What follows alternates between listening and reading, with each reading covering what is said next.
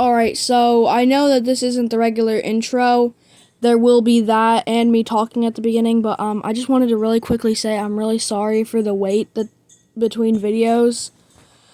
But I just finished moving houses, and some other things have been going on in my life. Things with my animals, and just all sorts of other things that have prevented me from being able to work on this video as much as I would have liked. I'll talk about this a little bit more in the outro, but I don't want to make this thing too long. So, like I said, I'm really sorry. Without further ado, let's just start the video. Ignore this picture of like Spencer and Negan playing pool. I'm sorry. I hope you enjoyed the video. I'm done with this. Goodbye. Or hello, I guess. Yeah.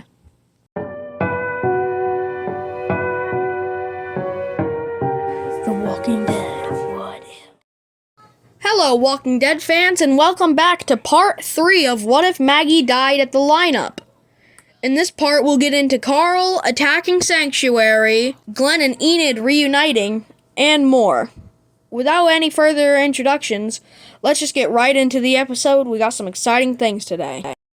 As Simon and the Saviors are leaving, Carl hops in a truck and makes his way to Sanctuary. Once he arrives, some Saviors show up to take the boxes out of the truck.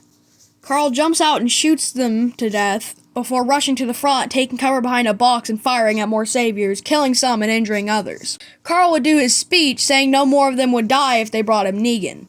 Negan would arrive, whistling before grabbing a Savior, putting them in front of him. Carl would raise his gun and stand up, threatening Negan silently. Negan would start speaking. Damn. You are adorable. Did you pick that gun because it looks cool? You totally... Carl cuts Negan off, yelling at him to shut up, before pointing his gun at him, and open firing, killing Negan's human shield, and injuring several other Saviors in the process. Dwight and Simon have been watching this go on the whole time, and eventually Dwight comes over and tackles Carl to the ground, taking his gun from him to avoid him from killing Negan. Dwight would have Carl's gun and would have it against his chest, pointing at him. Negan would try to speak up, but would be interrupted by Abraham, who's inside the fence, cheering Carl on from the sidelines. Abraham is yelling at Carl, telling him to get the Saviors. Meanwhile, Carl is defenseless, with Dwight having the gun pointed at him. Negan gets increasingly angry at being interrupted and would yell out over top Carl, Abraham, and Dwight, who are all screaming at each other, and tell Dwight to get up. Dwight stands up and drops Carl's gun, hitting Carl in the chest. Despite Abraham's protests, Negan would drag Carl into the sanctuary, and things would go just about the same as they do in the show, with the whole random dude gets ironed, Carl meets Negan's wives, and Carl sings a beautiful song to Negan while he puts on a dance routine. Now we're gonna head back to Hilltop to see what Glenn's up to. Glenn would be furious at Jesus for stopping him from attacking Simon, and would not be understanding in the slightest. But he would soften up a little bit when Enid finds him and reunites with him. Jesus would give Enid and Glenn a house to stay in, but Glenn would be a little bit crazy and be forming assassination plots and just being very irritable and upset in general. Enid cooks Glenn a dinner, and Glenn would try his best to calm down, despite still being a little bit cuckoo. Back at the sanctuary, Negan would have fun torturing Carl for a while, but would eventually bring him to a truck and drive to Alexandria.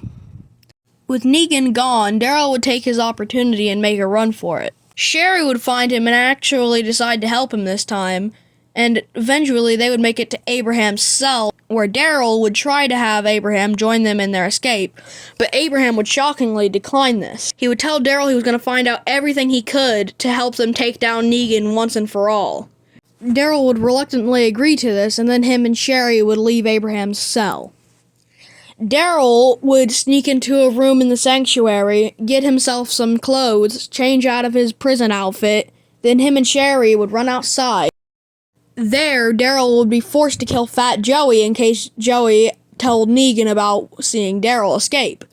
Daryl and Sherry would then run in different directions, with Sherry running to her and Dwight's old house to leave him a message, and Daryl running toward the hilltop. Daryl would then arrive at Hilltop hours later. Glenn and Enid would leave their house, and Glenn would see Daryl, point him out, and then Enid and Glenn would come to Daryl. They would all reunite, and Enid would invite Daryl over to have some of the leftover dinner that she had prepared earlier for Glenn.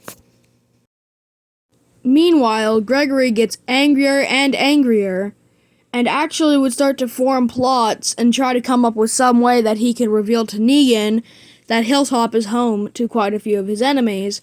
But Gregory doesn't do anything just yet, as he's afraid that Negan might try and kill him for keeping them there. Now back to Carl once again. Negan and him arrive at Alexandria, and Negan then starts to cook spaghetti. Him and Carl make dinner, and then they go collect Judith and Olivia and sit down for dinner, waiting for Rick to arrive. And then most things start to go the same, like, Negan getting tired of waiting for Rick, so he goes and plays pool with Spencer. Turns out Spencer's got no guts, and then Rick arrives to kick Negan out. So Negan agrees to leaving, but he says he has one last thing to do. Just as he's about to start a speech, Rosita would use her homemade bullet and shoot at him, which wouldn't land just like in canon. Negan would then say that that was a prime example of why what's about to happen has to happen. Carl would hand a map to his dad that he had written in the truck to the sanctuary. It's a map to sanctuary. So he hands the map to his dad, and then Negan grabs Carl by the back of the shirt, throws him to his knees, and lifts up Lucille, ready to kill Carl. But then Rick says to wait. Rick drops to his knees, crying and offering everything they have. As rebellious as most of the community are, none of them protest this as it's life or death for Carl. Negan declines Rick's offer and says he'll have to think about what he's going to take from them. He thinks for a moment and picks up the bullet that Rosita had used and fired into Lucille. He asks who made it, and unlike in the canon episode, Eugene immediately gives himself up, terrified for anybody else to die. Meaning that in this what if, Olivia actually survives and does not get her death as shown on screen like she did in the canon episode. She actually survives this encounter with Negan. So anyway, Negan decides that as punishment, he'll not only take Eugene because of the bullet, but he'll also take Carl. So he'll be taking 2 prisoners with him, along with the regular things that he always takes, like the food and weapons that everybody had gathered for him. Rick begs Negan not to take Carl, but it's useless, and Negan leaves Alexandria with Carl and Eugene captive. The next day, Rick, Michonne, and a few others would head to Hilltop and would tell Daryl, Enid, Glenn, and Jesus that it's time to fight. Wow, I finally finished making part 3. So, the first thing I want to say is I'm really sorry that it took this long to come out, especially for such a boring part of the story, but we really had to get through this kind of uninteresting chunk of the story to get into the really good stuff. I know that some people were probably expecting there to be some big, giant thing with Carl at the sanctuary, or for Glenn to go crazy and go on some assassination plot like Carl did. And I'm sorry for the people who were expecting something big to happen this part.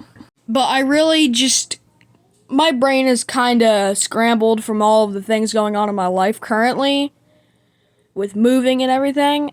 So, in general, not only was it kind of hard to come up with something interesting for this video, and it was just hard really to make the video in general, but also, I do have some really interesting things and twists and changes to the original story saved for parts 4 and 5, which will not take nearly as long as this one. By the way, just a heads up, it will not take this long. I'm really sorry this video took as long as it did, and I hope there is not a wait like that again between videos. But anyway, I hope you enjoyed this part, as boring as it was, and I will see you guys in the next video. Please like, comment, and subscribe so I know that you guys want to see more videos. And maybe even hit the notification bell next to the subscribe button so you don't miss when I upload another part of the series. Anyways, I hope you enjoyed this video. Thank you for watching, and I will see you hopefully next Sunday. Goodbye.